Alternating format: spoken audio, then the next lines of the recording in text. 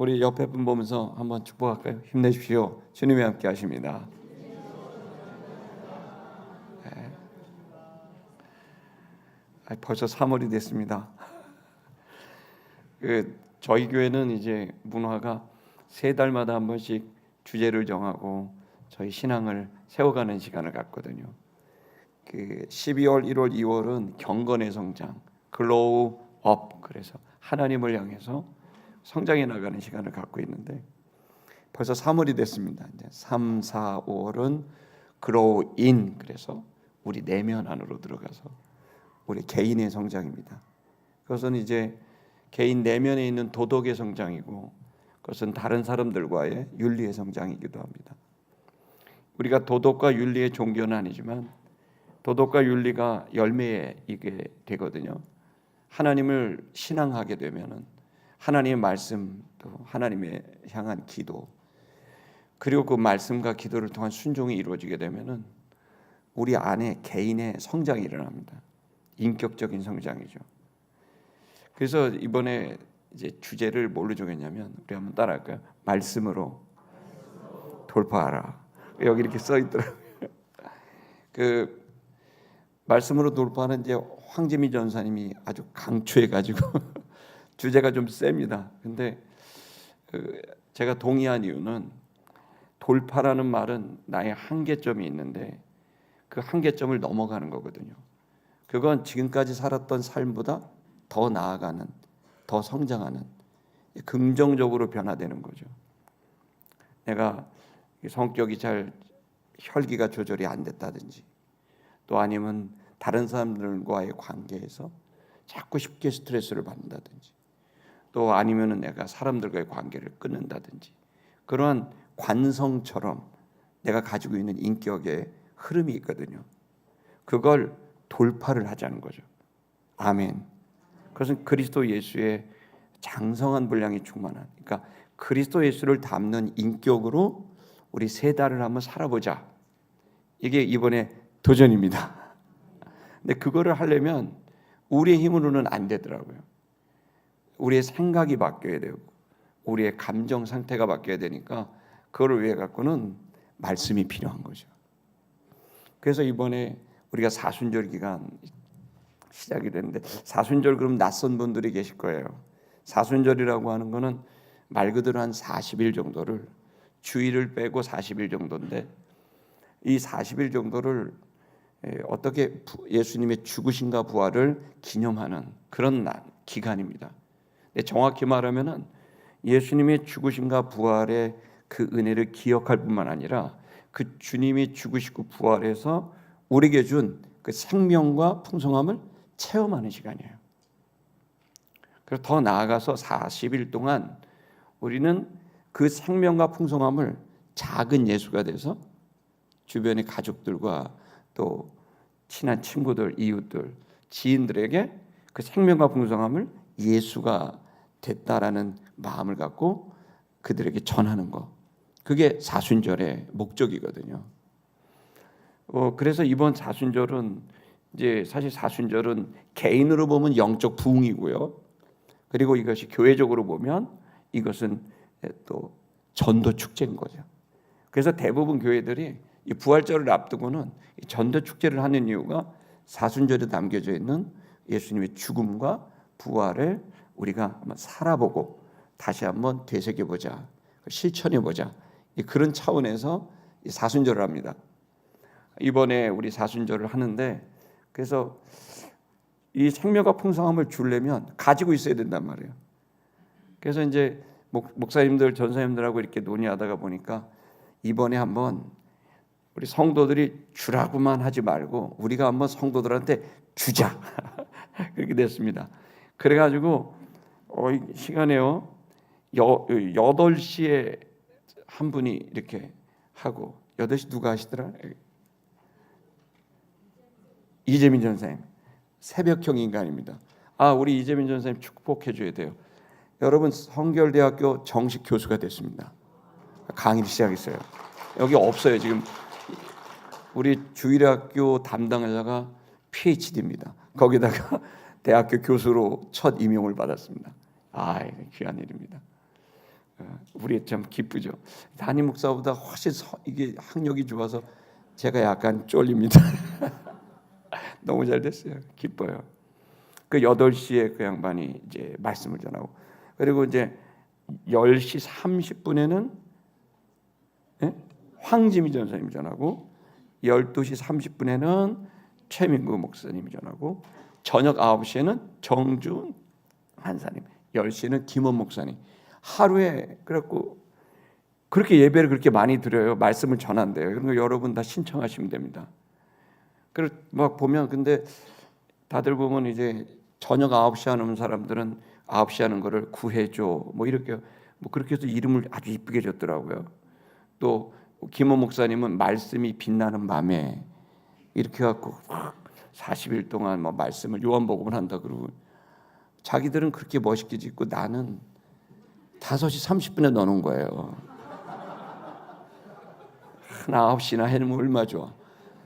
5시 30분에 날 넣어놓고 내 이름은 새벽 예배야.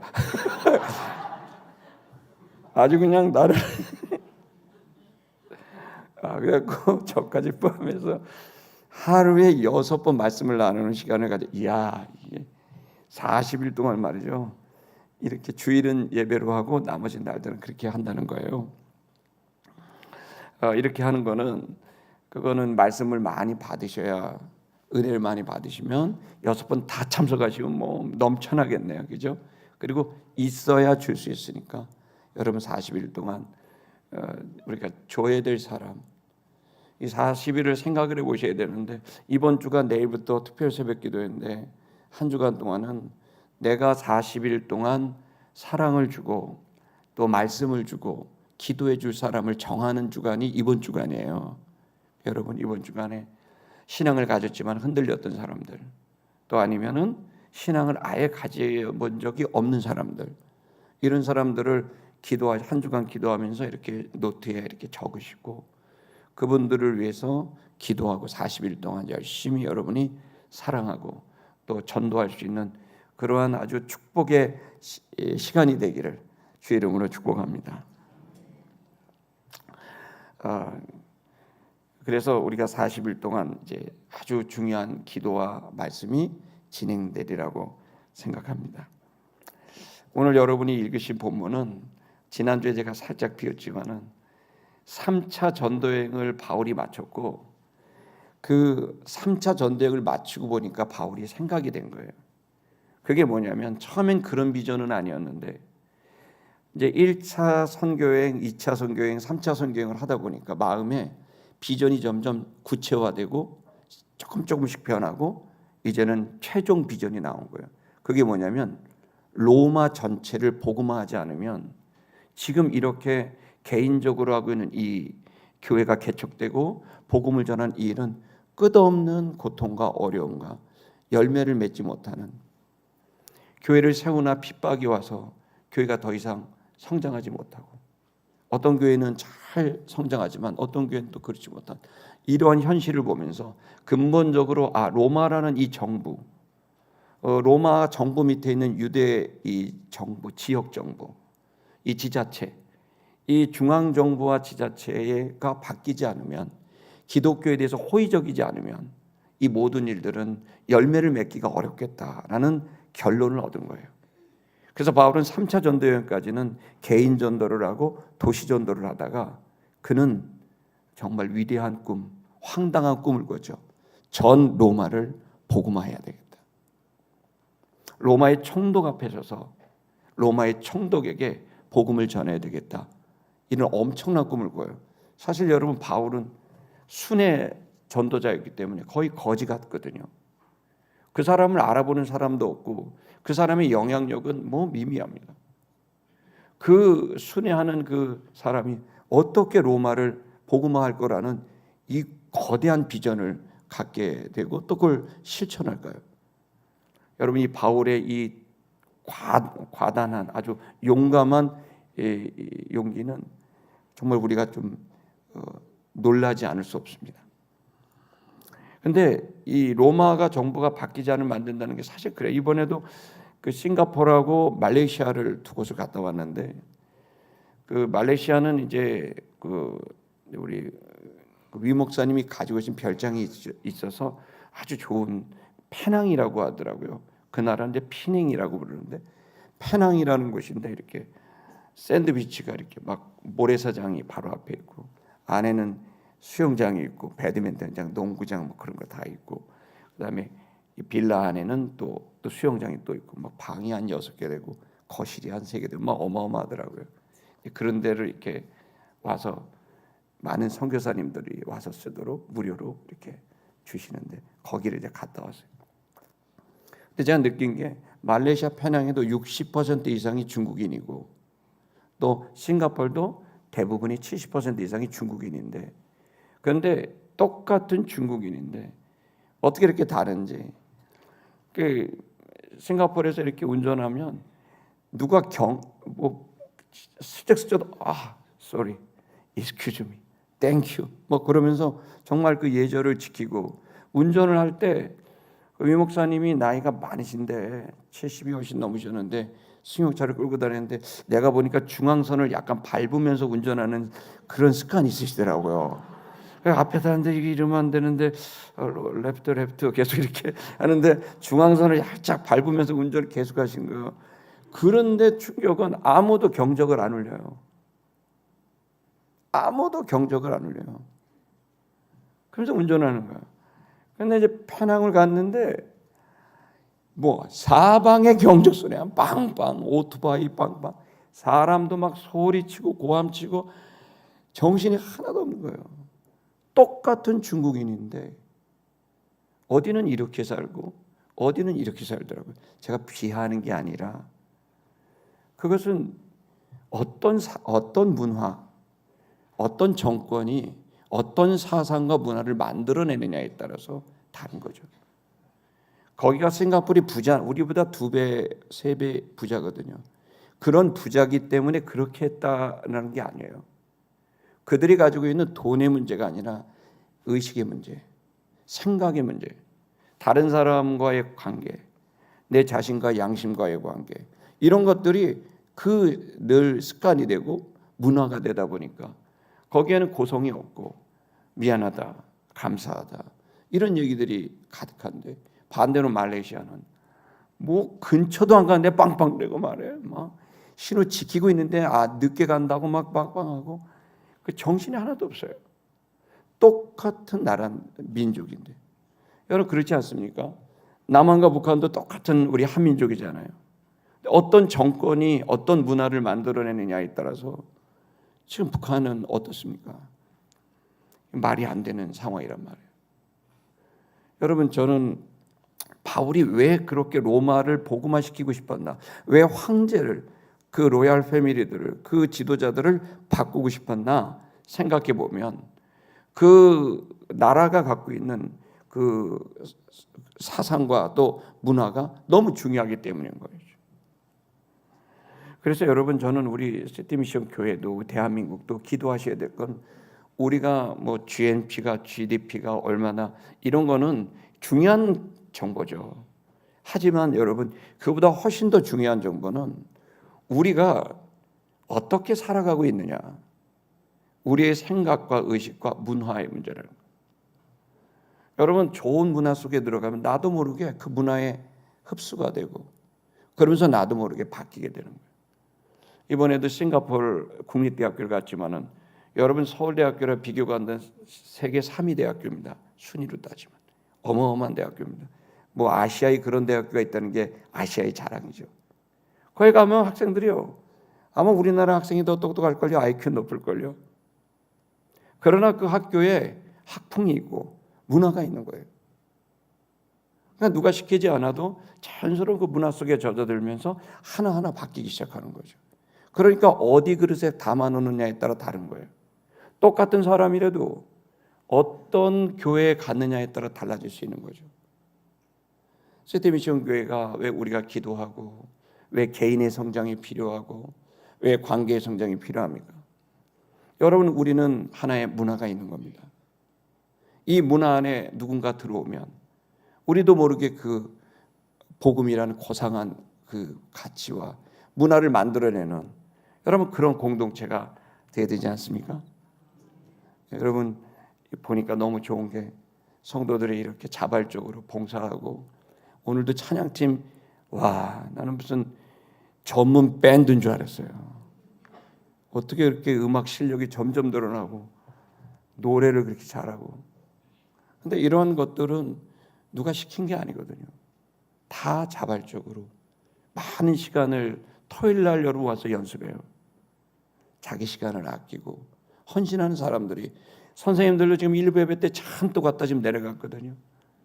그들도 쉴 수 있지만 그 아이들을 위해서 이렇게 헌신하는 걸 보면은 너무 좋은 문화가 있고 또 지금 끝나고 나면 여러분 식사하셔야 되잖아요. 그것도 얼마나 좋은 문화가 있습니까? 서로 밥을 떠주고 또 그 먹고 말이죠. 또 그거는 뭐 결혼기념일, 생일 그러면은 뭐 이렇게 내가 한턱 쏘겠다. 그래갖고 한턱 쏘면은 맛있게 먹는 거 아닙니까? 그것도 되게 좋은 문화인 거죠. 이렇게 희생하고 세워주고 그런 문화가 너무 좋고 그런 문화가 있을 때 우리는 바뀝니다. 복음이 우리를 바꾸고 그리고 복음이 우리의 철학과 사상을 만들고 이 철학과 사상이 이 문화와 삶을 만들어내게 되면 여러분 우리는 정말 구원을 이렇게 이뤄낼 수 있는 그런 공동체로 서게 될 것을 기대하고 또 싱가포르 시티 미션 교회 이번에 갔다 왔지만 여러분 놀라지 마세요. 그 한 교회가 3,200개 이상의 교회를 후원해요. 32개도 아니고 320개도 3,200개.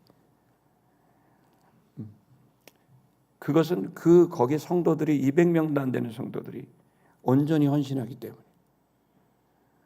가는 곳곳마다 그분들이 다 우리 파운더라고 우리 후원자라고 가는 데마다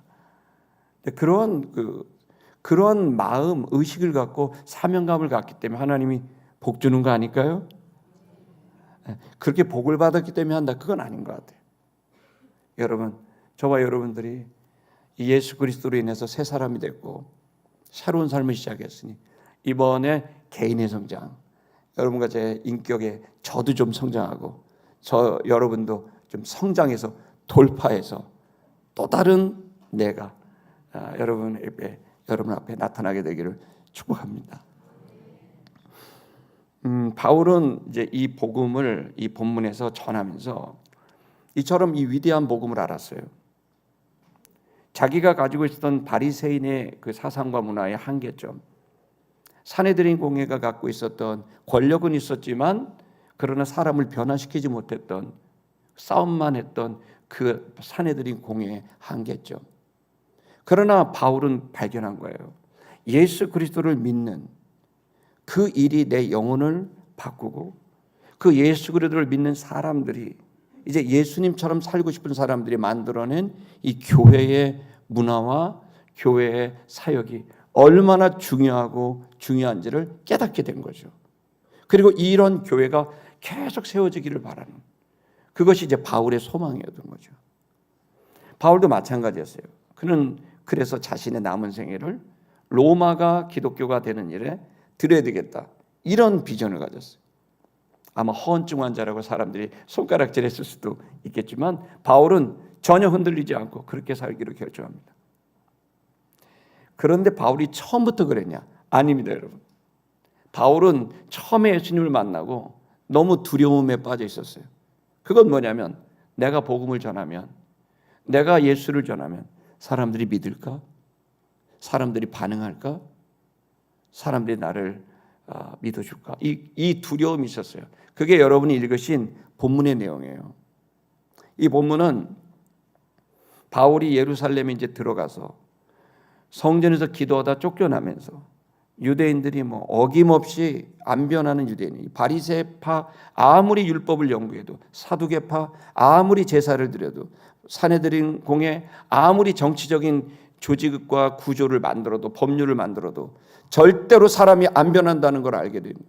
그 변하지 않은 사람들, 성경책을 들고 있지만 변하지 않는 사람들, 이 사람들은 어김없이 바울이 예루살렘에 예배하고 기도하러 왔을 때 여김없이 욕을 하고 모함을 하고 또 공격하고 폭언과 폭행을 시작한 거예요. 그럴 때 바울이 천부장이 구해줬고 그 천부장이 구해주는 그 틈에서 마지막 자신의 마음을 하면서 내가 왜 이렇게 이방인들에게 복음을 전하고 내가 왜 율법이 아닌 복음을 이야기하는지를 설명한 내용이 여러분이 읽으신 22장의 내용인 거예요. 그리고 그 마지막 부분에서 본인이 어떻게 왜 이방인에게로 갔는지를 설명하고 있는 겁니다. 여러분, 그럴 때 바울에게 오늘 본문의 핵심적인 내용은 두려웠다는 거예요. 그 두려웠다는 건 뭐냐면 내가 사람들에게 복음을 전하고 내가 예수를 전하는 그 자체가 본인에게는 두려움이었다는 것을 말하고 있습니다. 여러분, 지금도 우리가 사순절을 맞고 이야기하지만 두려운 마음이 있지 않나요? 적어도 두렵진 않아도 좀 뭔가 마음에 내가 예수를 전한다, 내가 복음을 전한다, 이건 약간 다른 사람들 얘기 같기도 하고 좀 어려운 일처럼 느껴지시죠? 아니에요? 전 그렇게 느꼈거든요. 전 지금도 그걸 느낄 때가 많아요. 목사지만은. 그러나 여러분, 이 본문의 말씀을 통해서 저는 그 두려움을 이제 돌파하는 그 바울의 이야기, 또 이 예수님의 가르침을 여러분과 나누면서 저와 여러분이 예수를 전하는 이런 꿈 같은 사순절이 되기를 축복합니다. 자, 그럼 한번 볼까요? 17절의 말씀을 다 같이 읽겠습니다. 시작.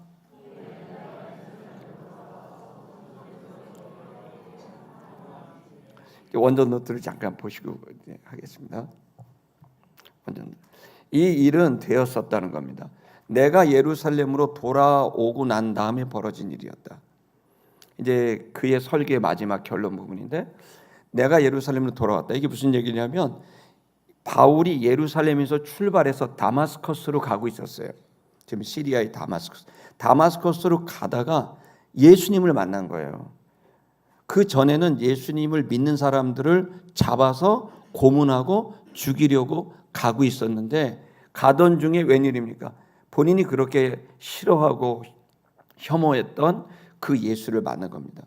그리고 갑자기 눈이 멀어버리게 됐어요. 앞을 볼 수가 없어서 있던 사람들이 데리고 다마스커스로 들어갔는데, 그 안에서 아나니아라는 사람에게 주님이 말씀하셔서 아나니아가 바울을 찾아왔고 그 혼돈에 빠져 있는 바울을 위해서 기도하고 세례를 주고 눈이 열리게 되고, 그리고 이제 예수님의 제자가 되도록 세례를 받았어요. 그리고 난 다음에 어떻게 해요? 다시 예루살렘으로 돌아왔다는 거예요. 아직 바울은 초신자인 거예요. 그래서 세례는 받았지만 이제 아무것도 모르는 바울이에요. 그래서 내가 돌아왔을 때, 그럴 때 일이 일어났다. 나에게 일어났다. 언제? 기도할 때. 어디서? 성전에서. 어떻게? 비몽사몽간에. 그러니까 돌아와서 바울은 뭘 어떻게 해야 될지 몰랐던 거예요. 신자가 됐는데, 크리스천이 됐는데 이제 그걸 어떻게 해야 될지 모르니까 성전에 갔어요. 그때만 하더라도 바울이 당연히 이 사람은 예수 믿는 사람이라고 상상을 못했기 때문에 그가 성전에 가도 누구도 제어하지 않았겠죠. 그런데 그 성전에 들어가서 비몽사몽이라고 표현하고 있죠. 이게 엑스타시스, 헬라말로 엑스타시스입니다. 엑스타시스는 이성을 넘어버리는 초자연적이고 황홀경을 말하는 거예요. 여러분, 거기에서 이런 신비적인 체험이 바울에게 있었다고 이제 바울은 얘기합니다. 저는 우리 성도 여러분들에게 이런 비몽사몽간의 황홀경과 같은 엑스타시스와 같은 영적인 체험이 저는 여러분에게 있게 되기를 축복합니다. 이것을 이야기하면 비논리적이고 비합리적이고 비이성적이라고 생각할 수 있습니다. 맞습니다. 우리 입장에서는 비논리적이고 비합리적이고 비이성적인 게 맞지만, 그러나 그러한 실체는 존재합니다.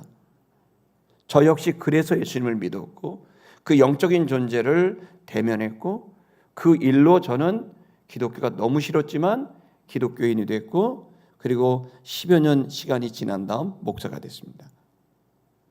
저는 바울의 이 일에 대해서 전적으로 동의하고 이런 체험들은 그때도 지금도 일어나고 있는 일이라고 생각합니다. 여러분들이 성경을 읽는 것도 중요하고 또 여러분들이 좋은 신앙의 도서를 읽고 생각을 정리하는 것도 중요하고 여러분이 의지를 갖고 윤리와 도덕을 실천하는 것도 중요한 일이지만, 그보다 먼저 해야 될 일은 여러분이 생각하지 못했던 그 너머에 있는 다른 차원의 영적 체험이 여러분에게 필요하고 저에게 필요하다고 저는 확신합니다. 바울은 이 황홀경적인 이 체험을 통해 그의 평생의 비전, 평생의 미션을 붙들게 됩니다. 그리고 그는 그 기도 중에, 그 황홀경 중에 주님을 봤다고 기록합니다. 주님을 봤다고 되어 있습니다. 들었다고도 아닙니다. 봤다고 되어 있습니다. 바울은 몇 차례 자신의 이런 간증을 이야기합니다.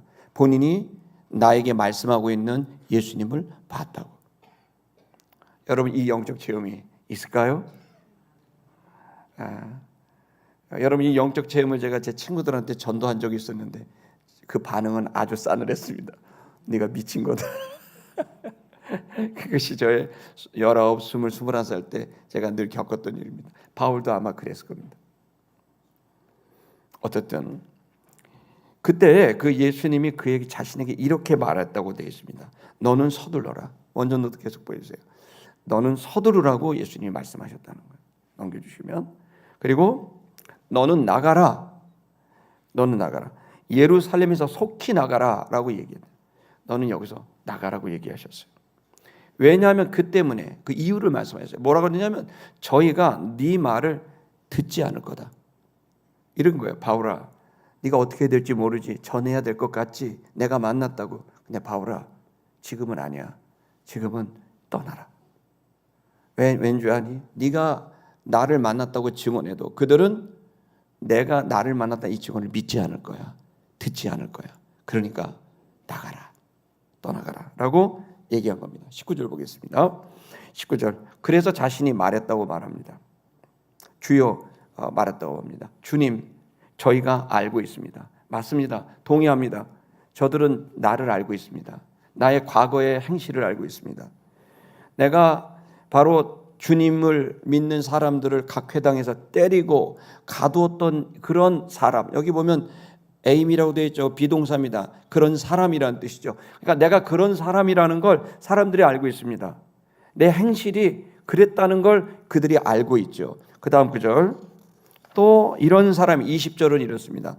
내가 스데반, 바로 주님의 증인이었던 스데반의 피를 흘릴 때, 스데반이 순교하고 죽을 때, 그때 내가 곁에 서서 그것을 찬성하고, 그리고 그 죽이는 사람들의 옷을 걷어서 내가 그들의 죽이려는 사람들의 옷을 보관하고 있었다는 그러한 사람이라는 것을 그들이 알고 있습니다라고 얘기를 하는 거죠. 그러니까 바울이 지금 생각하고 있는 건 뭔가 본인은 바로 직전 며칠 전까지만 하더라도 내가 이게 사람들을 가두고 폭행하고 또 죽이는 데 가담한 그런 사람이라는 나의 행실을 이제 본인이 이제 가지고 있는데 그 부분에 대한 부담이 있는 거예요. 그래서 본인도 느끼는 거예요. 내가 이런 상태에서 얘기를 한다면, 증언한다면 믿겠느냐? 믿지 않을 거라는 거죠. 그러면서 21절을 넘어가겠습니다. 그러면서 그가 주님이 나에게 말을 했습니다. 나더러 이르시되 너는 떠나가라. 바울아, 그러지 말고 떠나라. 그리고 예언을 하시죠. 너는 미래에 이렇게 될 거야. 내가 너를 이방인에게로 멀리 보내게 될 거야 라고 미래에 대한 예언을 하신 거예요. 그러면서 이 예언이 이방인에게로 너를 보낼 거야. 근데 이 예언이 결국 바울의 평생의 중요한 말씀이 된 거죠.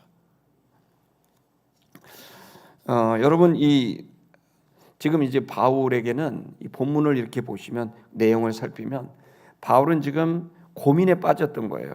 그건 뭐냐면 내가 만난 예수님을 증언하면, 또 내가 이제 예수님을 믿는 교회의 일꾼으로서 내가 그들 앞에 서게 된다면 그들은 나를 믿을까? 아니면 당연히 나를 반대하겠지? 내 말을 통해서 오히려 더 큰 문제가 생기지 않을까? 교회가 더 큰 문제가 일어나지 않을까? 뭐 등등. 바울은 또다시 두 번째 혼란에 빠진 거예요.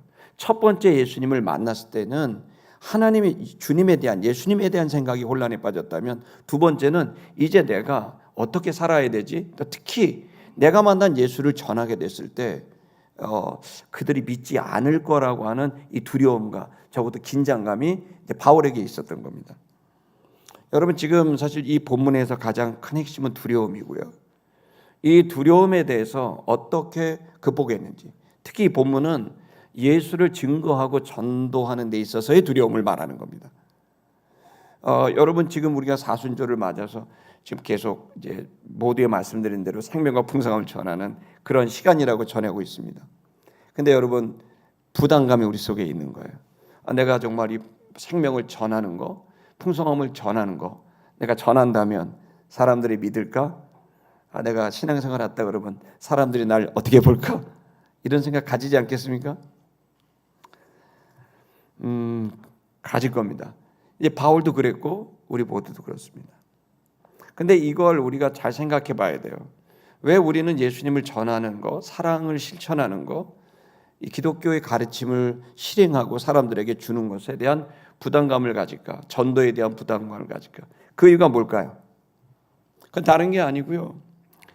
그건 실패에 대한 두려움인 거죠. 내가 이 말을 잘할 수 있을까?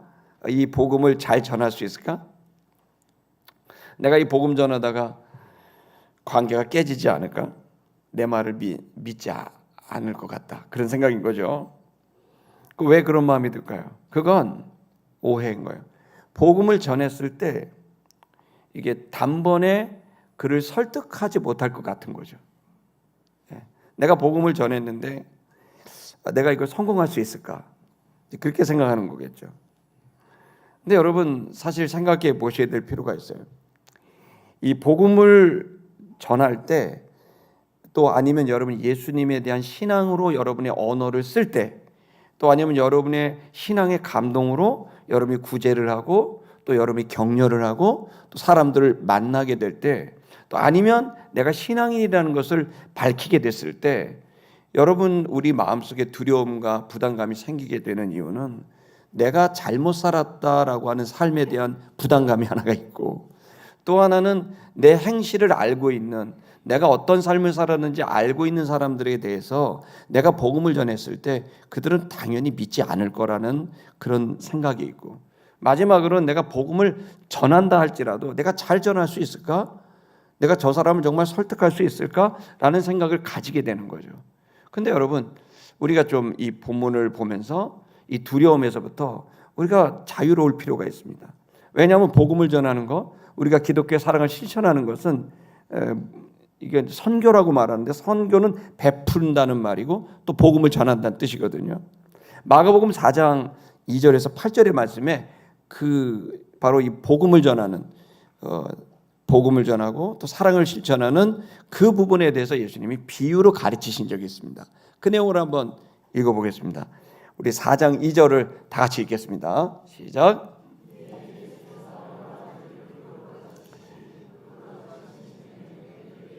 이르시되 비유로 말씀하신 거죠. 무슨 비유로 이 복음을 우리 3절 읽겠습니다.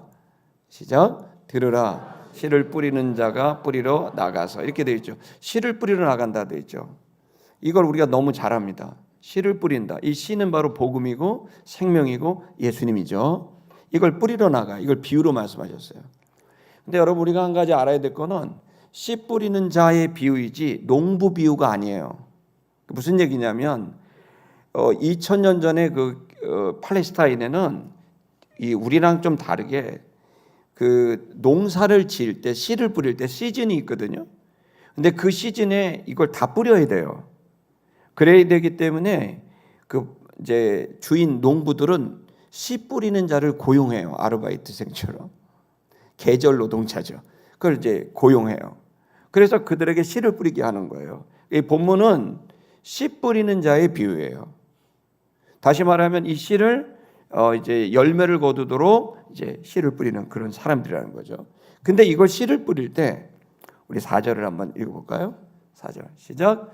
뿌릴새 덜어는 길가에 떨어짐에 새들이 와서 먹어버리고. 그러니까 길가에 뿌린다는 거예요. 5절도 보겠습니다. 5절 시작. 덜어는 흙이 얇아 돌밭에 떨어짐에 흙이 깊지 아니하므로 싹이 나오나. 6절 해가 돋는 위에 타서 뿌리가 없으므로 말랐고. 말하자면 이제 흙인데 돌이 많은 곳에 뿌린 거죠. 7절 읽겠습니다. 시작. 덜어는 가시떨기에 떨어짐에 가시떨기가 가득한 곳에 떨어지고. 네, 8절 시작. 더러는 좋은 땅에 떨어짐에 자라 무성하여 결실하였으니 30배나 60배나 100배나 되었느니라 하시고. 이게 이제 좋은 땅에 떨어지는 거죠. 자 보십시오. 그러면 네 개의 땅이 있어요. 네 개의 땅이. 네 개의 땅. 첫째 무슨 땅이죠? 길가 땅이죠. 두 번째는 돌이 많은 돌밭. 그 다음에 세 번째는 가시덤불이 많은 가시덤불밭. 세 번째는 네 번째는 좋은 땅입니다. 네 개가 이렇게 있는 거죠. 근데 여러분 이 본문을 보면은 좀 이상한 거는, 그럼 열매를 많이 거두려면, 이 비유를 하려면, 예를 들어 길가 땅에 뿌려졌다 이러면 생각해 보십시오. 지금 우리는 이제 한국하고 여기는 완전히 달라요. 뭐가 다르냐면은 땅이 달라요. 우리는 밭 그러면 딱 옥토 그러면 점성이 있는 아주 그 찰진 그런 이제 황토 이런 거 생각하잖아요. 팔레스타인은 올해 이제 10월 말에서부터 11월에 서울 지방의 목사님들하고 이스라엘 가거든요. 거기 가보면 금방 알아요. 거기는 그런 땅이 없어요. 다 먼지 같은 땅이에요. 그래서 여러분 석회암이 많아가지고 석회암으로 돼서 우기와 건기가 반복되면서 거의 먼지화 돼서 돌 같은 것도요 옆차기 한번 하면 깨져요. 그 정도로 점성이 없어요. 그러니까 여기선 밭이라는 개념이 우리랑 좀 달라요. 이 밭은 어떤 거냐면 그냥 들판이에요. 들판인데 그 씨 뿌리는 자가 계속 그렇게 지나다니면 이게 길이 되는 거예요. 씨 뿌리려고. 그 다음에 가다 보면 여기에 돌이 들었는지 안 들었는지 알 길이 없어요. 맨 돌이에요 그냥. 그래서 돌이 그렇게 많아요. 그리고 가다 보면 거기서 어떻게 싹이 나고 뿌리가 있고 가시덤불이 있는지 웬만하면 다 그 땅 밑에 이렇게 있는 거예요. 그러다 보니까 이게 가시밭이 많은 땅인지 돌이 많은 땅인지 길가인지 옥토인지 이게 별 구분이 별로 안 돼요. 그래서 그걸 구분해서 씨를 뿌리다 보면 날 새는 거예요. 그래서 어떻게 뿌리냐면 그냥 막 뿌려요. 여기서 저기까지 그냥 뿌리는 거예요. 그러면 그 씨앗이 어떤 씨앗은 이 노동자들이 지나다는 그 위에도 뿌려지고, 어떤 씨앗은 이제 돌이 많은 곳에도 뿌려지고, 어떤 씨앗은 가시덤불이 많은 데도 뿌려지고, 어떤 씨앗은 그냥 돌도 없고 가시밭도 없는 아주 좋은 땅에 이게 뿌려지기도 하는 거죠. 근데 겉으로 볼 땐 몰라요. 이 말씀은 뭐냐면 결국 이 밭은 사람들의 마음이에요. 사람들의 마음을 이렇게 보면 저 사람은 딱딱하게 굳어진 것 같아. 그리고 우리가 생각할 뿐이지 실제로 들어보면 그 사람이 또 마음이 그렇게 딱딱하지 않고 부드러운 사람도 많아요. 그러니까 잘 모른다는 거예요. 어떤 사람은 막 돌짝 같아서 얘기해도 다 돌이 있어서 듣지도 않고, 아무리 물을 줘도 스며들지도 않고 계속 물을 스밀 생각도 없는 그런 돌로 상처로 가득한 사람인 것처럼 보이는데, 또 막상 얘기 나누다 보면 또 그렇지도 않은 것도 있고, 또 어떤 사람은 가시덤불이 덮여갖고 생활이 너무 힘들고 어려워서 아무리 그 사람을 살리려고 해도 막 가시덤불이 있으니까 저 사람은 저 사람 저 생활이 너무 어려워서 안 믿을 것 같아. 그런데 또 믿는 사람도 있고, 또 어떤 사람들은 좋은 마음이 있어서 그냥 금방금방 예수님을 믿고 신앙생활하는 사람들도 있는 거죠. 그러니까 복음은 이 씨 뿌린 자의 비유는 사람이 어떤지 네가 몰라 이런 뜻이에요. 또 하나는 근데 사람의 마음이 돌짝도 있고 길가도 있고 가시도 있고 옥토도 있어라는 얘기를 하신 거예요. 그러니까 이 씨 뿌리는 자의 비유에서 옥토에만 뿌린다 이렇게 한 게 아니에요. 또 이상한 건 뭐냐면, 만약에 길가다 그러면 길가는 새들이 와서 먹는다 그랬으니까, 그러면 네가 이 씨앗이 열매 맺도록 새들을 쫓아, 그렇게 기록이 안 돼 있어요. 또 돌짝이면은 네가 가서 이 사람이 많은 열매를 맺기 위해서 돌을 빼, 그 돌을 기경해서 빼, 그럼 많은 열매를 맺는 옥토가 될 거야, 그런 말씀도 없어요. 가시덤불이 있는데 저 사람의 삶이 너무 어렵고 가시덤불과 같은 그런 여건과 환경이 있으니까 그것 좀 돈 좀 주고 장학금 주고 또 뭐 취직시켜 주고 이런 거 가시덤불 제가 하면 이 사람 잘 자랄 수 있어, 그런 말도 없어요. 그냥 뿌리라는 거예요. 저는 이 말씀에서 굉장히 충격받고 제가 마음의 동기를 얻었던 거는, 사람이 아무리 그 사람이 주변에 안 좋은 사람이 붙으면 안 돼, 그래서 이 그냥 새 같은 그 사람들, 그 마귀와 사단에 세뇌당한 것 같은 악한 악인들이 자꾸 주변에서 그걸 쫓고 이렇게 그 사람 만나지 마, 그렇게 아무리 해도 만나더라고요.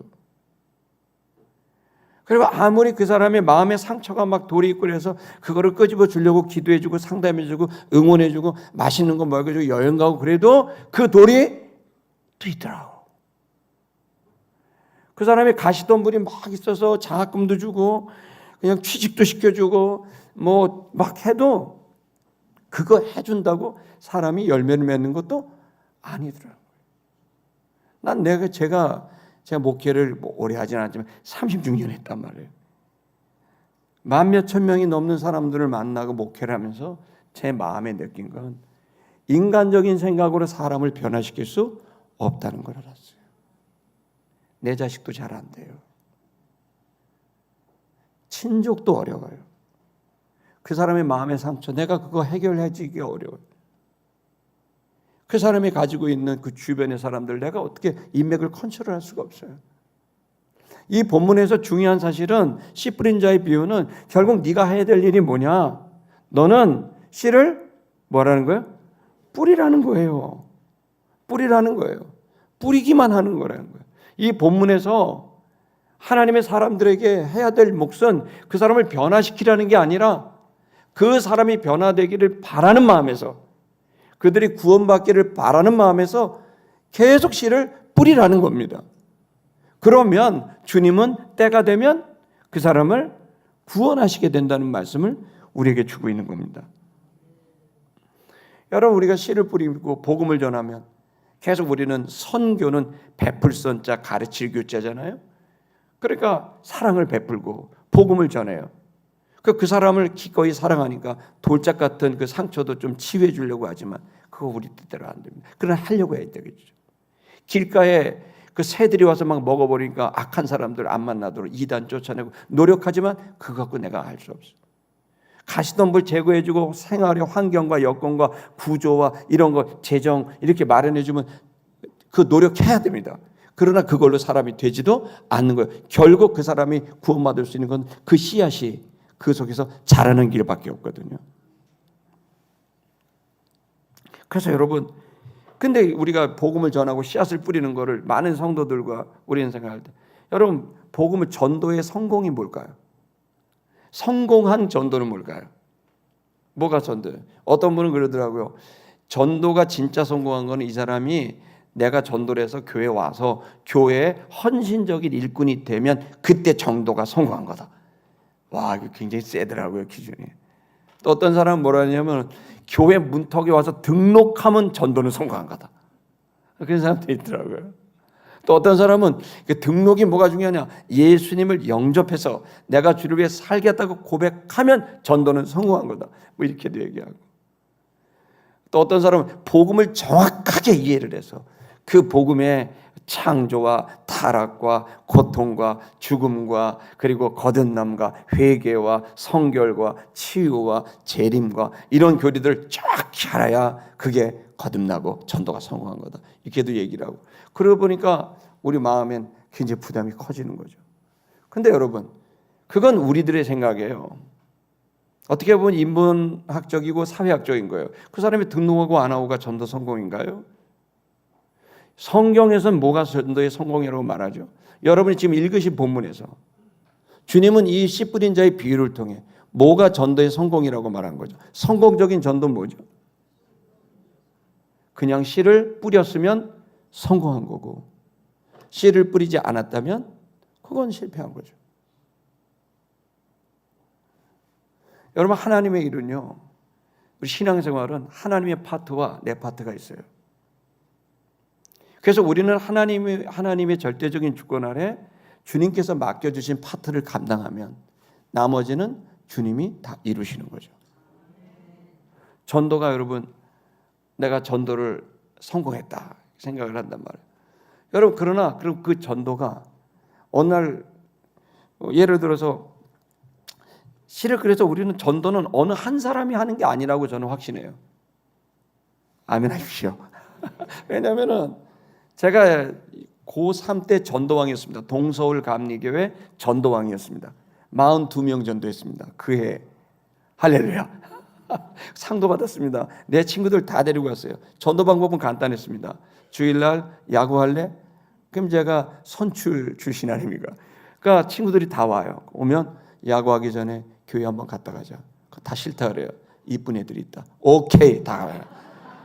그래갖고 등록한 애들이 정말입니다.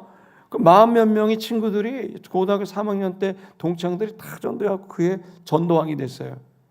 그 전도왕 된 겁니까? 여러분 사실 전도가 뭘까요? 전도의 성공을 씨 뿌리는 거라고 생각했다면 여러분 사실은 이 전도는 한 사람이 한 게 아닌 게 분명합니다. 여러분 예를 들어서 제 얘기를 할게요. 남 얘기하면 또 기분 나쁘실 분도 있으니까 제가 태어나 보니까 말을 하고 보니까 저희 모친이 저한테 뭐랬냐면 너는 태어날 때 태몽을 꿨는데 교회 그림이 그려져 있는 큰 책을 어떤 할아버지가 나한테 주어서 내가 받았어. 그러면서 너는 목사가 될 거야 이러는 거예요. 세뇌를 시키시더라고요. 한술 더 떠서 저희 우리 친할머니는 뭐라 하냐면 나도 비슷한 꿈을 꿨어. 그러니까 제가 어릴 때부터 그랬어요. 근데 그렇다고 해서 제가 신앙생활을 열심히 합니까? 부모 때문에? 어쩔 수 없이 그냥 엄마 가라 그러면 그냥 헌금 100원, 200원 주면 들고 가서 갔다가 헌금함에 넣고 그냥 오는 거죠. 그 전도가 되면 안 된 것 같잖아요. 저는 복받게 학교 선생님들이 자꾸 저보고 교회 가라 그랬어요. 야 귀야 너 교회 가야 된다. 중학교 선생님, 고등학교 선생님, 선생님 막 교회 가래. 그 얘기 뭐야? 네가 교회 가야 사람 된다. 이런 얘기죠. 별명이 개규였어요. 너는 사람이 돼야 돼. 인규가 돼야 되는 게 개규라는 거죠.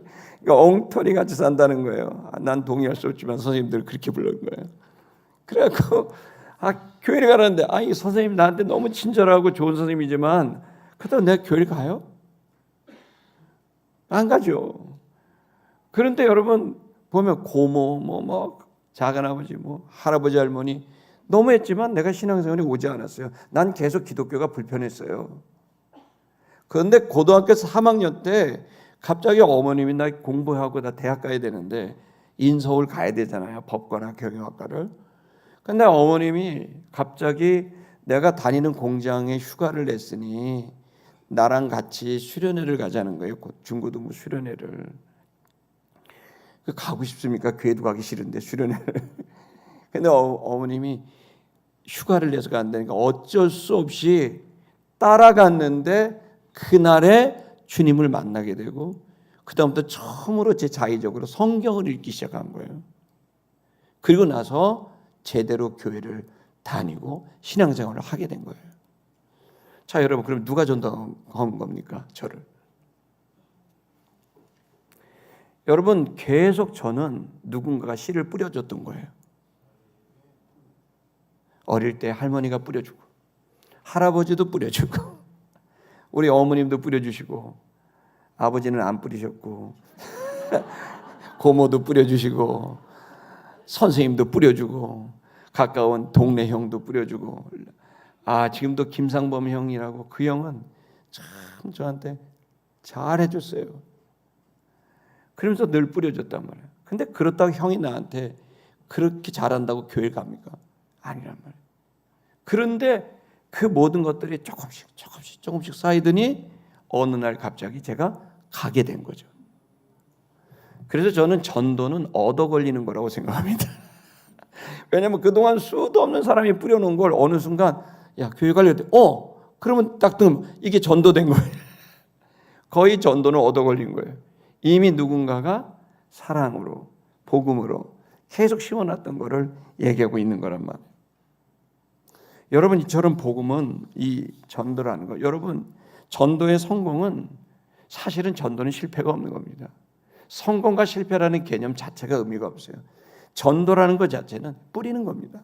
사랑해주고 그리고 말씀을 전해주고 같이 밥도 먹어주고 격려해주고. 여러분 저 같은 경우에는 예수님을 잘 믿는 사람들하고는요 밥 먹을 때 대충 기도해요. 주님 감사합니다. 땡큐. 그리고 맛있게 이제 먹어요. 근데 예를 들어 신앙이 없는 사람이나 좀 얕은 사람하고는 제가 정식으로 이렇게 기도를 이렇게 중얼중얼 해요. 왜 그렇게 하는 줄 아세요? 그렇게 되면은 항상 그래요. 목사님 뭘 그렇게 기도하셨어요? 그러면 노회에서 기도했지. 이렇게 얘기하면은 되게 좋아해요. 실제로 기도한 거고. 그래서 제가 항상 물어봐요. 근데 내가 대충 기도했는데 기도 제목 좀 알려줄래? 그러면 제가 교회는 안 다니지만 사실은 제가 무슨 문제가 있습니다. 이러면서 자기 기도를 술술술 풀어내요. 그럼 기도를 심고 축복해주고 그러면서 내가 뿌리는 거예요. 여러분 꼭 설득하려고 그러지 마세요. 사랑해주고 예수의 이름으로 축복해주고 예수의 이름으로 밥 사고 이 밥 누구 산 줄 아냐? 예수님이 사준 거야. 그럼 여러분 그걸 통해서 우리가 점점 사람들이 예수에게로 가야 돼요. 왜 예수에게 가야 됩니까? 예수님이 없으면 새로운 삶을 시작하기가 어려워요. 여러분 바울도 자기가 바리새인으로서 성경 들고 있었지만은 그것 갖고 안 됐어요. 예수님을 만나기 전까지. 사두개파 아무리 예배를 열심히 드려도 안 되는 거예요. 결국에는 여러분 그가 진짜 주님을 만나는 그 시간이 오는데 그 시간까지 수많은 사람들이 사랑해주고 복음을 씨를 뿌려줬기 때문에 그 사람이 그렇게 될 수 있는 거거든요. 그러니 여러분 씨를 뿌리세요. 그러면 주님이 거두시는 거예요. 그래서 근데 문제는 뭐예요? 안 뿌리는 거예요. 주의 이름으로 뿌리지도 않고 사랑하지도 않고 복음을 전하지도 않는다면 그거는 안 된 거죠. 여러분 복음은 참 놀랍습니다. 그 복음을 전하면 사람들이 바뀌고 그 마음에 평온이 찾아오고 마음에 기쁨이 생기고 자유가 있고 돈 몇 푼에 흔들리지도 않고 사람들 권력에도 흔들리지 않는 자유가 있고 당당함이 있고 새 생명을 얻거든요. 아멘. 그 예수님을 믿어야 그게 시작이 된단 말이에요. 예수님을 통한 구원, 그게 바로 복음이란 말이에요. 예수님을 믿음으로 받은 구원이 이 복음인데 예수님을 통한 이 구원을 누리게 해야 되는데 그거에 대해서 우리가 자꾸 주저한다면 여러분 사람들에게 새로운 삶의 기회가 없는 거죠. 저는 예전에 제가 대학교 3학년 때인데 친구가 있었어요. 중학교 1학년 때, 초등학교 6학년, 중학교 1학년 때 같이 야구를 했어요. 얼마나 좋은 그냥 몸짱이에요. 몸이 얼마나 좋고 멋있고 운동도 잘했는지 몰라요. 그 친구 참 좋았는데 소식이 들린 거예요. 교통사고가 났는데 대학교 3학년 때 하반신 마비가 됐대요. 너무 큰 장애를 입은 거예요. 그 소식을 들었어요. 장기 입원이 된 거예요. 근데 내가 그때 신앙인이라 내 마음에 꼭 찾아가야 되겠다. 그 전화를 해도 안 받고 그래서 그냥 한양대 병원에 따라서 막 쫓아갔어요.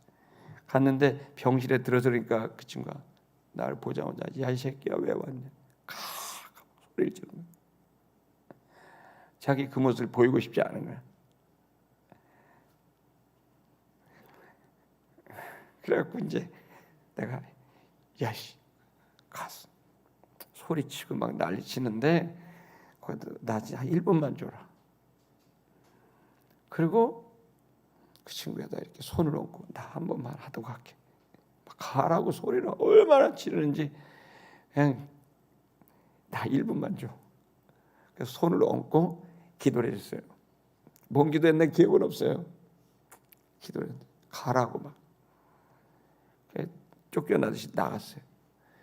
그래서 계속 이렇게 그때도 문자 보내고 막 전화하고 막 해도 안 돼.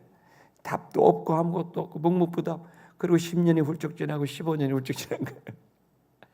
그러니까 이제 제가 목회를 시작하고 얼마 지나고 됐어요. 30대 중후반 이렇게 됐는데 친구들이 전화를 한 거예요.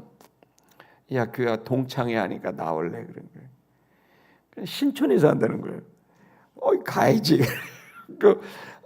신촌에 갔는데 거기 동창회에 왔는데 그 친구가 와 있는 거예요. 휠체어를 다. 내가 너무 반가워갖고 딱 봤는데 그 친구가 나를 보더니 막 휠체어를 내 손을 딱 잡더니 이 새끼가 목사야. 친구들한테 근데 내가 아플 때 와갖고 기도해 준 놈이야. 야, 그걸 다 기억하고 있더라고. 그래서 너 교회 다니냐 그랬더니 10년 동안 방황하고 죽으려고 몇 발을 했는데 그런데 안 죽더라. 그런데 예수님을 만난다. 근데 아직도 술은 못 끊었어. 그러더라고. 괜찮다. 술 먹을 때 예수님 믿으면 돼. 얼마나 반가운지 몰라요. 저는 그 친구가 얼굴이 천사처럼 맑아진 거예요. 저는 복음이 어떻게 사람을 바꾸는지를 많이 목격하고 체험했어요. 이 일은 너무 귀한 일이에요. 근데 이 일의 시작은 누군가 그 복음에 전하는 일이 있어야 가능한 일이에요. 근데 이 전하는 일을 설득한다고 부담스럽게 생각하지 마세요. 바울도 두려웠어요. 바울이 했던 건 그냥 찾아간 거예요. 사랑해주고 하나님 주신 감동에 따라 기도해 줬던 거죠.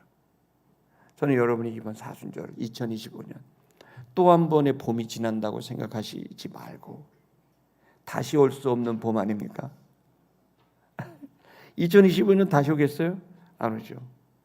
이 3월과 4월을 한번 생각해 보시면서 여러분이 이번 주간에 기도하고 하면서 내가 사랑해주고 좀 축복해줄 사람을 좀 정하고 그 사람을 위해서 기도하고 사랑해주고 복음 전하고 또 그와 함께 귀한 시간을 가졌으면 좋겠습니다. 이번 한 주간 그 사람을 좀 떠오르는 시간을 가지려고 하니까 여러분 새벽 예배 함께 할 수 있기를 부탁합니다. 찬양하겠습니다.